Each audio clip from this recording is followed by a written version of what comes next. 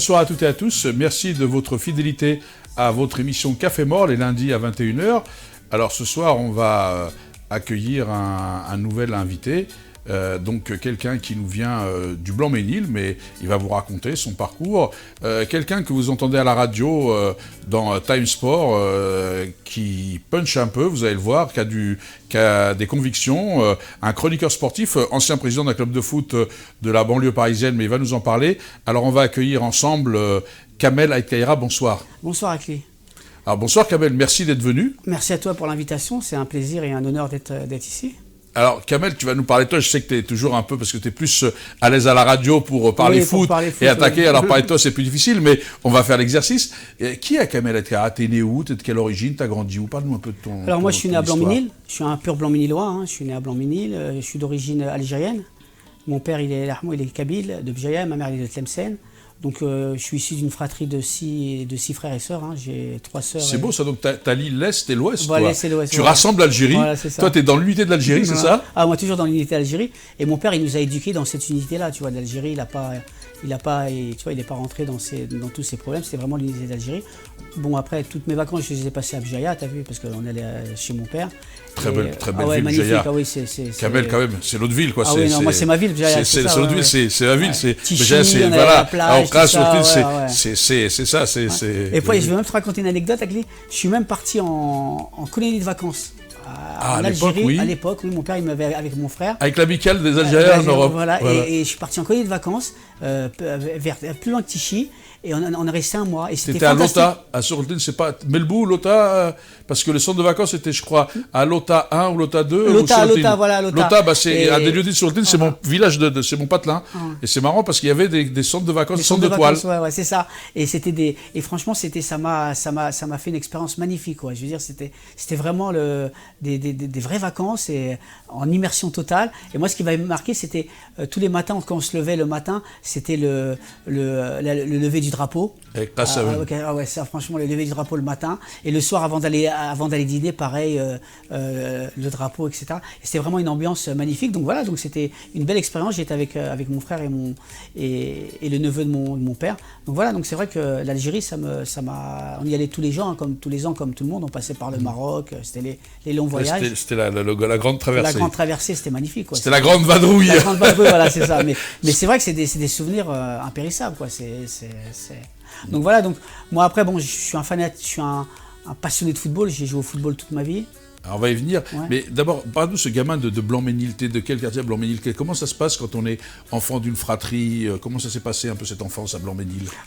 C'était une belle enfance parce que bon, moi j'étais du quartier, ce qu'on appelait Pasteur, sous Coudray. Donc ce qui était bien, c'est que c'était un quartier qui était essentiellement football. Il y avait beaucoup, j'ai eu de la chance de tomber comme par hasard sur un quartier, ça jouait beaucoup au football. Et toi, tu es un passionné de football? Je suis un passionné de football, c'est ça, quoi. C'est que c'était un quartier de football. Bon, il y avait d'autres quartiers qui étaient malheureusement à notre époque, tu as vu, c'était en ce temps-là, c'était la drogue, l'héroïne. Ça arrivait en masse. Ouais, ça arrivait en masse. Et nous, ce qui nous a sauvés un peu, c'est c'était le sport, c'est le football, parce que il y a d'autres quartiers de Blanc-Mesnil qui n'avaient pas cette accroche avec le sport et le football. Et l'héroïne, la cocaïne, ça a détruit des cités, ça a tué énormément de familles, ça fait beaucoup de dégâts. Donc c'est vrai que nous, on a été préservés grâce à ça.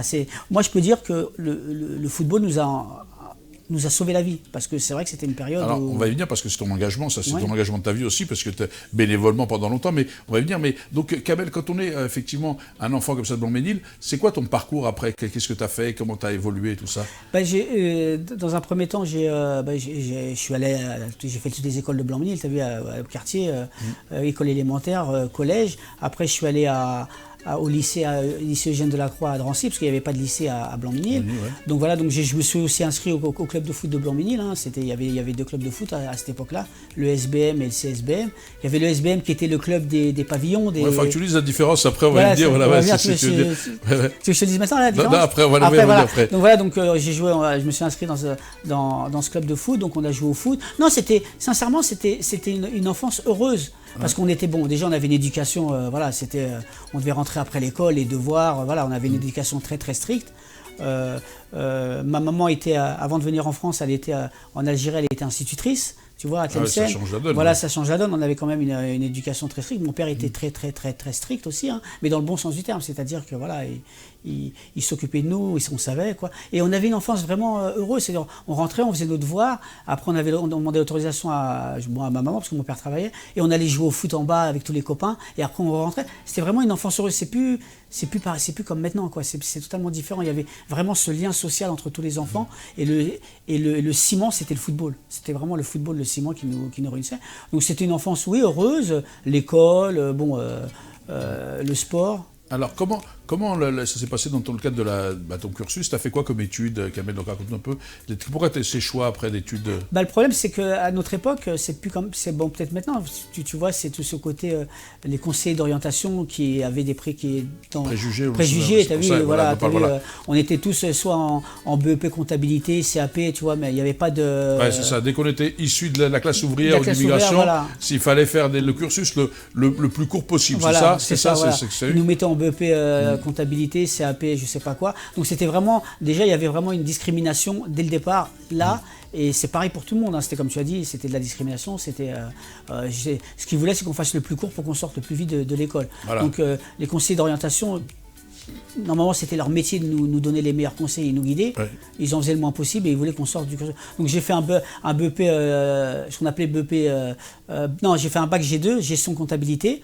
Donc après, je me suis orienté vers le droit parce que j'aimais beaucoup le droit. Donc j'ai fait un doc de droit à l'université de Villetaneuse.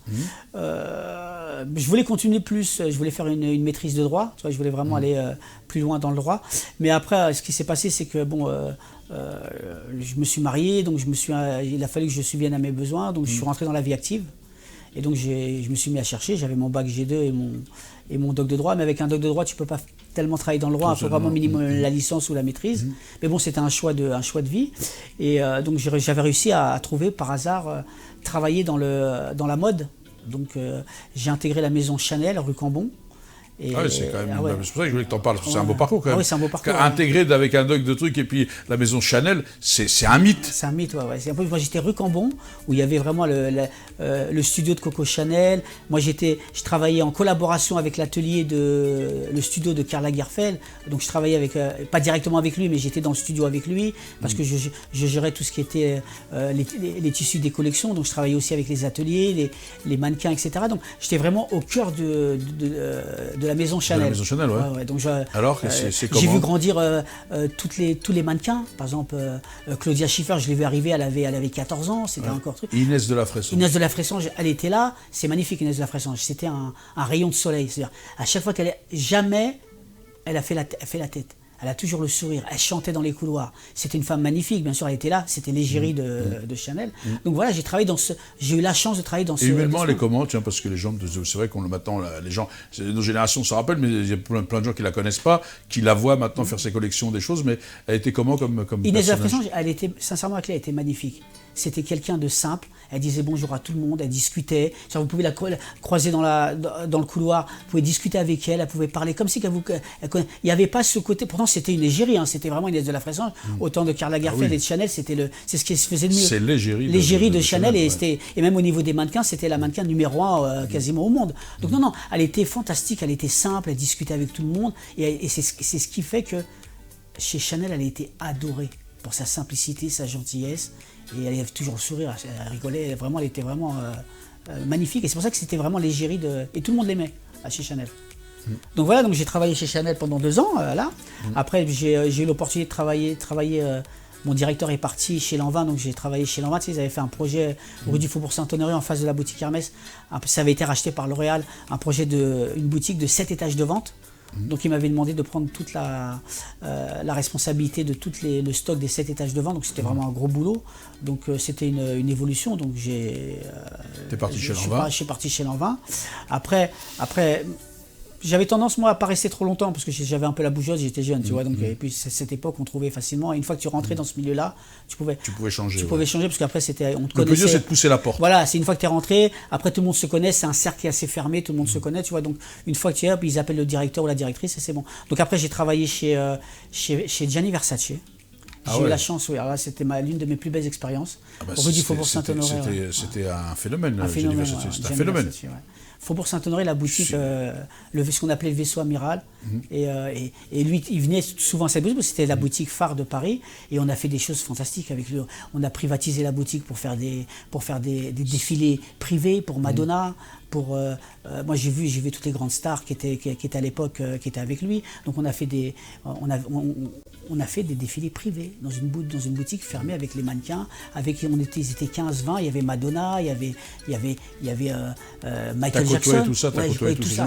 Tu les as vus, ouais, je les ai vus, ouais. C'est fabuleux. Ah ouais, c'est fabuleux. C'était vraiment un rêve éveillé. Sincèrement, j'ai eu la chance de faire ça. Mais les gens aujourd'hui, parce que les gens connaissent Versace aujourd'hui, mais ils ne connaissaient pas le personnage. Versace, c'est un sacré personnage. Et c'est parce que il n'était pas prédestiné à s'imposer dans le milieu de la mode comme ça. Non, au début, c'était un petit couturier. Il aidait sa mère à faire sur sa machine à couture. Il aidait sa mère à faire de la couture. Sa mère était une petite couturière. Elle faisait des ourlets, etc. Et lui, il a aidé sa mère. Et il aidait de temps en temps quand elle était débordée. Il l'aidait. Il vient de Calabre, d'un petit village de Calabre. C'était vraiment à 10 milieux de Milan, parce que la mode, ça se passe à Milan. Mais lui, il est dans un petit village de Calabre, à 10 milieux. Donc, il aimait. Et puis, petit à petit, il s'est pris au jeu. Puis, il avait un talent formidable. Je veux dire, c'était un talent formidable. Après, son frère s'est occupé de tout ce qui était gestion administrative et financière, et sa sœur, c'était son égérie. C'était un peu celle qui lui donnait l'inspiration. Donc, ils ont fait, mais il a créé un empire fantastique. Et c'était pareil, c'était des gens simples. Quand il venait à la boutique, il était simple.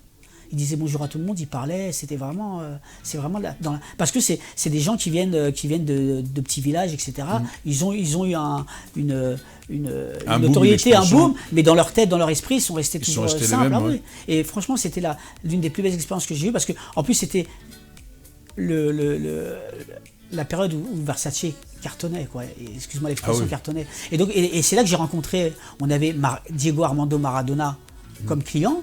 Donc j'ai eu le privilège de le servir, de faire des photos avec lui. C'est fantastique, quoi. Vous aviez que des stars, parce que toutes les stars du monde entier voulaient s'habiller en Versace. Armando Maradona, ouais. Maradona, c'était aussi l'égérie du football à l'époque. Oui. C'est un martien. Ouais. C'était un martien du football, Maradona, non? C'était à l'époque où il jouait encore à Naples, etc. C'est de la folie. Quand vous voyez Diego Maradona en face de vous, en plus il a un charisme monstre. Oui, tout petit, mais il a un charisme monstre. Tu vois, il est bien galbé quand même, tu vois, il a une bonne corpulence, mais il est petit, mais il a une aura, tu vois, il a du charisme, et quand tu le vois à côté de toi, c'est incroyable. Et il nous a demandé de lui ramener une balle de tennis, et on avait une balle de tennis, il a jonglé, il a joué dans la boutique. Ouais, il était assez simple. Il est simple, il est vraiment, tu vois, tranquille, quoi.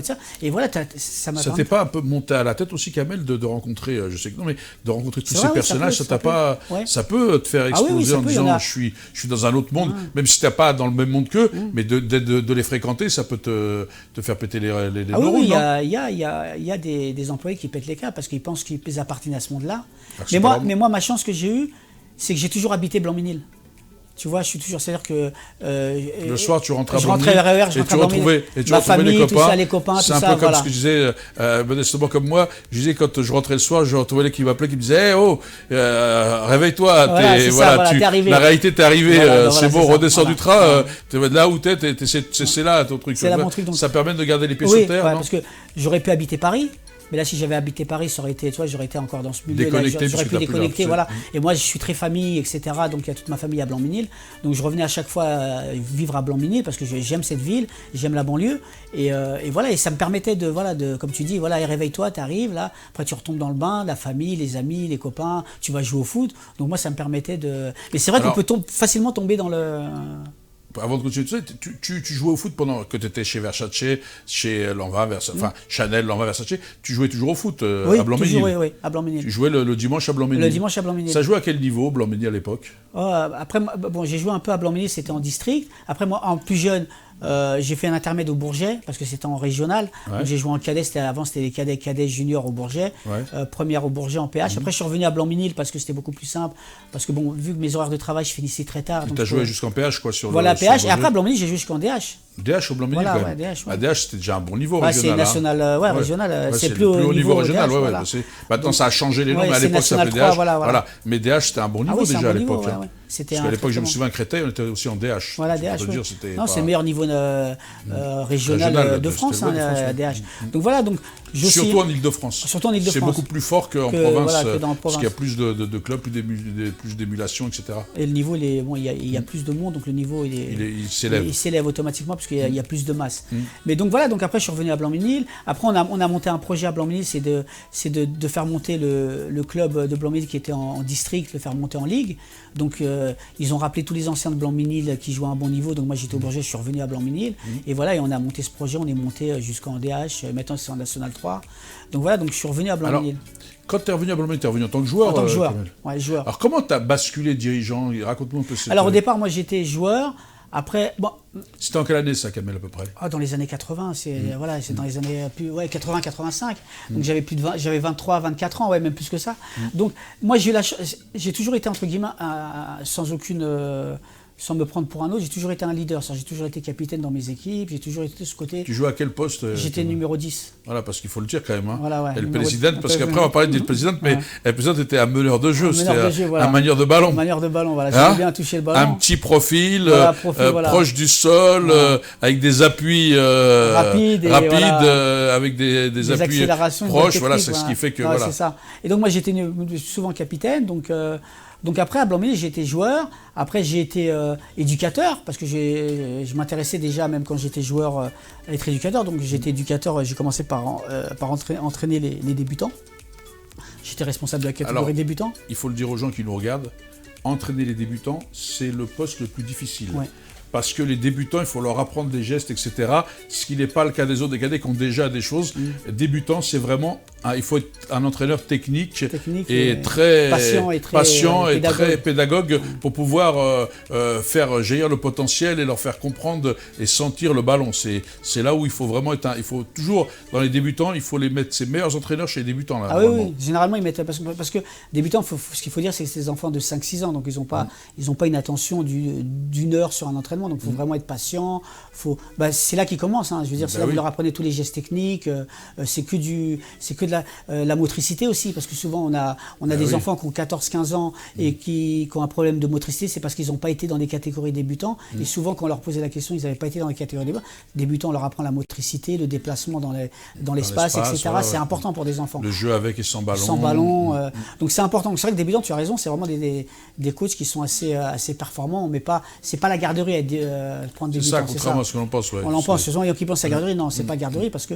et pour les bons clubs pro, si on veut des bons joueurs, chez les débutants, on met les meilleurs joueurs parce que c'est là où ils prennent les défaux ou les qualités. Les qualités, voilà. Parce que là, vous êtes dans la formation pure. Après tout, quand ça monte, ça va être de la tactique, etc. Mais la formation pure, si vous l'avez pas avant, après, c'est perdu. C'est perdu, ouais. Vous n'allez pas apprendre des gestes techniques à 14-15 ans, c'est fini. Tu vois, donc c'est vraiment à 6 ans, 7 ans, 8 ans, mais le plus, c'est 6 ans. Généralement, quand les gamins ils commencent à 6 ans, on a constaté qu'ils étaient vraiment, vraiment, vraiment meilleurs. Donc voilà, donc j'ai été éducateur, j'ai commencé par les débutants, après j'ai fait les moins de 11, les moins de 13. Après, vu mon caractère et ma passion, on m'a mis sur les catégories les plus difficiles, on m'a mis après sur les U19. Ah oui, là, c'est en banlieue parisienne, c'est les catégories les plus difficiles et beaucoup d'entraîneurs ne voulaient pas les faire. Parce que mais moi, je suis quelqu'un de challenge, j'aimais les challenges. Donc, comme on m'a proposé les U19, j'ai pris les U19 à Blanc-Ménil. Donc, je me suis éclaté parce que j'avais des belles promotions. Donc voilà, donc c'est sur 3 ans.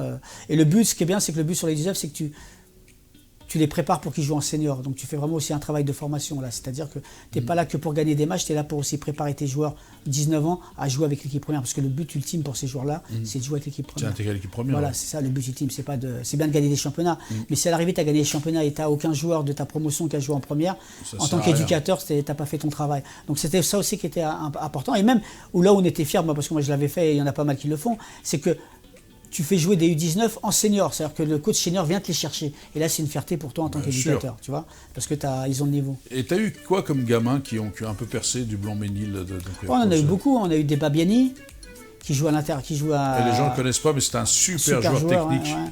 Super qui joue à l'Inter de Milan à part. C'est dommage qu'il n'ait pas fait. Il a fait une carrière honnête en Italie, mais il aurait pu faire une meilleure carrière vu les qualités techniques qu'il avait. Toi qui l'as connu. Toi qui l'as connu. Il va vite. Il va très vite. Pourquoi il va très vite? Il va très vite avec le ballon. J'ai l'impression qu'il va plus vite avec le ballon que sans. Mais il a un démarrage fabuleux, c'est ça. Il a un coup de rein. Je crois qu'il a une espèce de double accélération. Ouais, c'est ça, c'est ce qui fait la différence. C'est hop, il a une première accélération, il leur met une deuxième, ce qui tue les défenseurs, quoi. C'est pour un défenseur, un attaquant qui a 2 coups de rein, c'est surprenant, quoi, non? Et je vais t'expliquer l'anecdote par rapport à Babiani, c'est qu'il joue à Blanc-Ménil. Il a fait toute sa formation à Blanc-Ménil, tu vois. Donc, et pourquoi il n'est pas parti en France? Il est parti en Italie, à Parme de départ. Parce qu'au départ, ce qui s'est passé, c'est qu'on reçoit en U19 match amical le PFC. Le recruteur de l'Inter de Milan vient spécialement voir un joueur du PFC. Donc il vient à Blanc-Ménil voir un joueur du PFC. Et en fin de compte, c'est Babiani qui l'a pris. Il a flashé sur Babiani. Et il a pris Babiani. Il nous a contactés, il a demandé à prendre Babiani. On a eu aussi Guerreiro, celui qui joue à Dortmund. Il est passé chez nous, il a fait débutant jusqu'à U13. Après, il est parti à Clairefontaine. Il y a eu pas mal. Il y a le petit Alassane qui joue au Havre, qui est une pépite en or qui vient de Blanc-Ménil. Blanc-Ménil, on a vraiment un réservoir de folie. La Seine-Saint-Denis, il y a un bon réservoir. Ah oui, il y a un bon réservoir. Quand on enlève ceux de Bondy et d'ailleurs tout ça, on voit qu'il y a du monde quand même. Il y a du monde en Seine-Saint-Denis, c'est un vrai réservoir de football, non? C'est l'Île-de-France, c'est le deuxième réservoir au monde de footballeurs. Avec Sao Paulo, de footballeurs. Sao Paulo, c'est Sao Paulo est à l'Île-de-France, c'est le deuxième réservoir au monde de joueurs professionnels. Donc tu vois, il y a de quoi faire en Ile-de-France. Donc c'est vrai que... Puis nous, on a beaucoup travaillé sur la formation, quoi, c'est ça. Après, bon, t'as la masse, parce que quand même... Et tu voulais me raconter une anecdote sur Babiani? C'était ça, c'est que le recruteur de l'Inter de Milan, il est venu voir un joueur du PFC, et en fin de compte, il a pris Babiani. Voilà. Et donc là, le Blanc-Ménil, je trouve qu'ils font... Et donc tu as été président du Blanc-Ménil quand alors? Parce que je sais que le football, l'insertion par le sport, c'est quelque chose qui te tient à cœur. Ah oui, ça vraiment, ça m'a tenu. Alors moi, après, bon, j'ai été vice-président du club de Blanc-Ménil, parce que comme je dis toujours, c'est step by step, on ne devient pas coach tout de suite. Donc j'étais vice-président pendant 5-6 ans. Après, je me suis présenté en tant que président parce que j'avais un projet justement l'insertion par le sport, etc. Donc j'ai été élu président. Donc moi, je voulais vraiment, c'était le sport de masse. Ça veut dire mettre en avant le sport de masse. C'est-à-dire que j'ai toujours constaté que l'élite, s'il n'y a pas la masse, il n'y a pas d'élite. Bah oui. C'est ça. L'élite, c'est la locomotive. La masse, c'est les wagons, mais il faut des wagons pour qu'il y ait plus le train et de la base, plus il y a de wagons, quoi. Voilà, et donc moi, j'avais un objectif, c'était ça.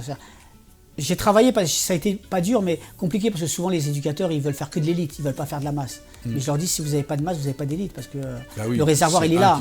C'est là, voilà, c'est ça que vous allez chercher. Plus il y a de masse, plus il y a de chances qu'il y ait des gens qui émergent. Voilà, qu'il y a des joueurs qui émergent. Et plus on fait un travail sur la masse, et plus on a de chances d'avoir une meilleure élite.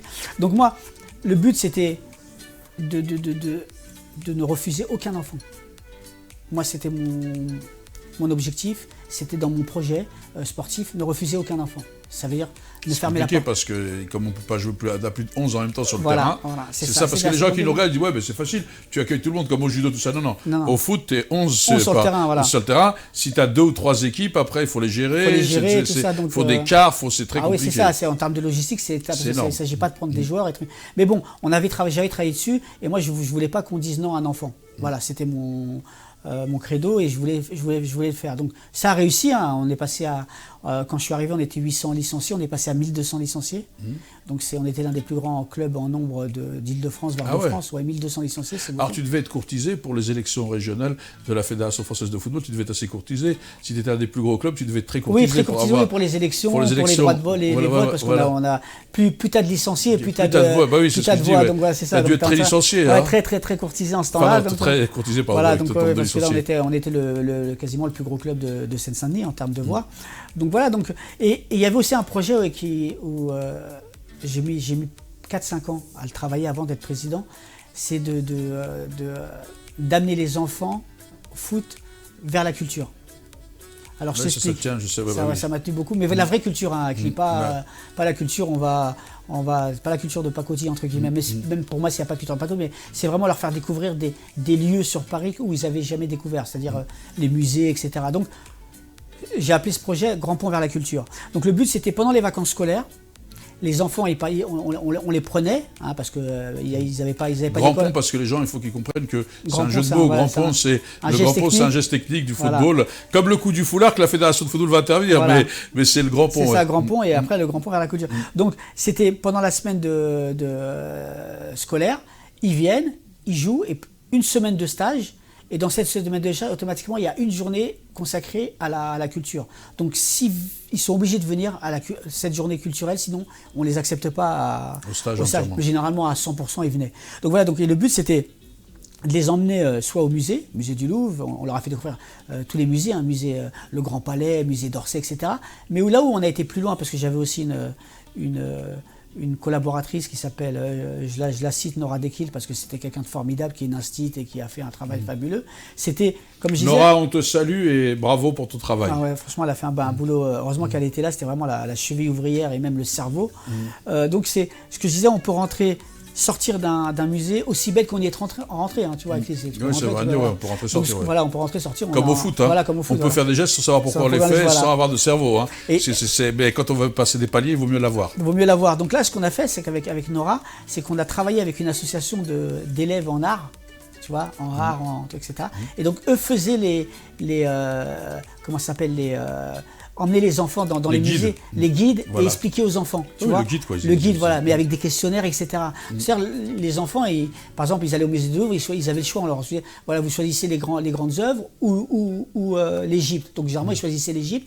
Et donc, ces guides-là, qui faisaient des écoles d'art, etc. Ouais, donc, histoire de l'art, etc. Donc, leur préparaient un questionnaire et les emmenaient dans une aile où il y avait tout ce qui concernait l'Égypte, et leur poser les questions, etc.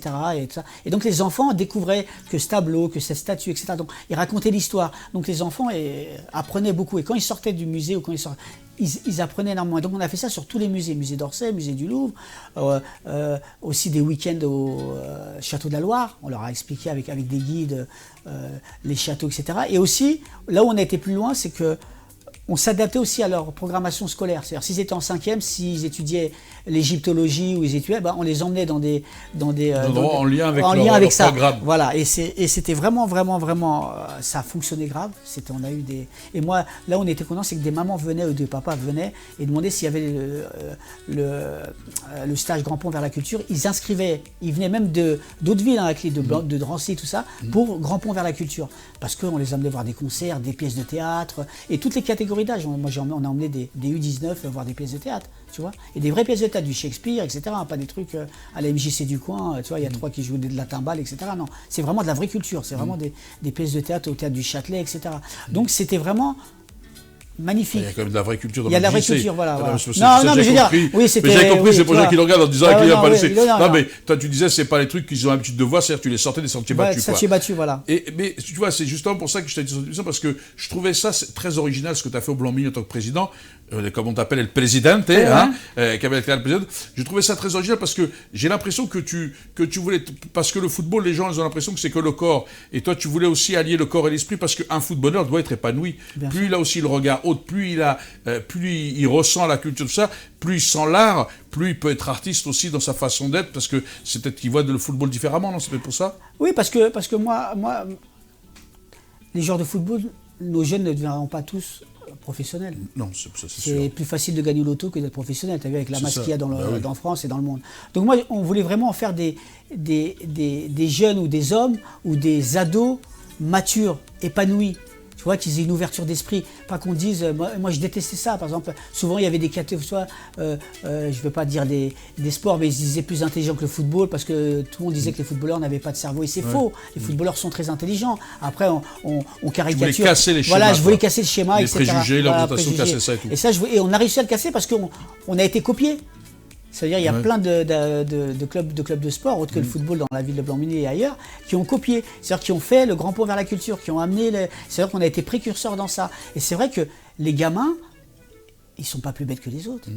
Un gamin, tu l'emmènes dans un musée, tu lui expliques ce qui est quoi, il va comprendre, il n'est pas plus bête, qu'il fasse du football, du badminton ou du tennis, il va comprendre. Donc c'est ça, le but, c'était vraiment de casser ça. Et moi, ce que je voulais, c'est vraiment qu'au niveau des jeunes de banlieue, au-delà du football, je voulais qu'on leur fasse découvrir la culture, parce que si demain ils font des grandes études, ils auront besoin de cette culture. Il faut leur donner le goût d'aller au théâtre, d'aller au cinéma, d'aller au musée. Ça, c'est quelque chose qui s'apprend tout petit. C'est les parents qui emmènent leurs enfants au théâtre. Moi, je vois dans le milieu où je travaillais, chez Chanel, Cartier, Van Cleef, les mamans, les papas, ils amènent leurs enfants, ils sont dans le berceau. Ils les emmènent au théâtre, au musée. parce que déjà visuellement l'enfant s'imprègne des couleurs du musée, etc. Et les gamins, ils les emmènent tout le temps au musée. Le gamin, il a 7-8 mois, il est dans la poussette, il va au musée. Donc déjà, il les habitue à ça. Donc, et les gamins, 7-8 ans, 9 ans, ils ont fait tous les musées à 7-8 ans à Paris, les enfants. Et moi, je voulais ça parce que je voulais pas qu'on dise que nos enfants, c'est des enfants de seconde zone. Parce que c'est de la banlieue, ils doivent qu'apprendre le rap, etc. Non, il faut une ouverture. Et puis tu crées comment ça s'appelle, tu crées des nouveautés. Peut-être le gamin, il joue au foot, il va voir une pièce de théâtre, il arrêtera de jouer au foot, il va vouloir devenir acteur ou metteur en scène, tu vois. Mais tant que tu ne l'auras pas amené voir une pièce de théâtre, il ne le saura jamais. Tu vois, il y a un moment donné, tu crées des vocations, je vais chercher le terme. Et nous, on a créé des vocations. Et pour te dire, on a fait tu sais, tous les ans, il y a le trophée Philippe Séguin de la Fondation du football. C'est sur la culture, sur l'égalité des chances, etc. Et c'est ouvert à tous les clubs amateurs et tous les clubs professionnels, tu vois. Et nous, on a terminé 3e derrière Évian-Tonon-Gaillard et derrière Bordeaux, qui sont des clubs professionnels. On a terminé grâce à Grand Pont vers la Culture, on a eu ce prix, le prix Philippe Séguin de la Fondation du football. Donc on a été fiers qu'on a reçu ce prix parce qu'il y avait Didier Deschamps, il y avait Noël Le Graët, etc. Donc on l'a reçu ce prix-là. Donc on a fait vraiment du bon travail. Et c'est vrai que il y a des enfants qui en parlent encore et qui vont au théâtre grâce à Grand Pont vers la Culture, qui vont voir des concerts, etc. Et donc il faut ouvrir l'esprit des enfants, parce que ça soit en banlieue, il faut l'ouvrir. Et on nous dit trop, ouais, ils ouvrent pas, non, parce qu'on les emmène pas, c'est aussi simple que ça. Moi, j'ai des éducateurs à Clé, ils avaient 18 ans, ils étaient jamais allés à Paris. T'imagines? Alors, l'émission est finie, Kamel, parce que tu as vu que ça va vite, mais on doit rendre l'antenne. Mais en tous les cas, je voulais te remercier, et je trouve qu'effectivement, pour ça, je voulais t'inviter, parce que je sais que le travail que tu fais par l'insertion, que tu as fait, et c'était un bel exemple à montrer. Donc, merci, Kamel, d'être venu nous parler de ça. En tous les cas, j'espère que vous avez retenu ce qu'il vous a dit. Il faut ouvrir l'esprit des gens, que ce soit à travers le sport, la culture. Il faut effectivement élargir les horizons des gens, et non pas les enfermer dans ce que l'on fait, et que le sport, c'est un outil de partage aussi, comme la culture et d'autres. Et donc, nous, on se retrouve sur ces bonnes paroles, Kamel, la semaine prochaine avec un nouvel invité. En l'occurrence, ce sera une invitée. Donc, je vous remercie de nous suivre. Pour celles qui n'ont pas, qui n'ont pas dîné, bon appétit. Pour les autres, bonne soirée entre amis ou en famille. Bonsoir à toutes et à tous et merci de votre fidélité.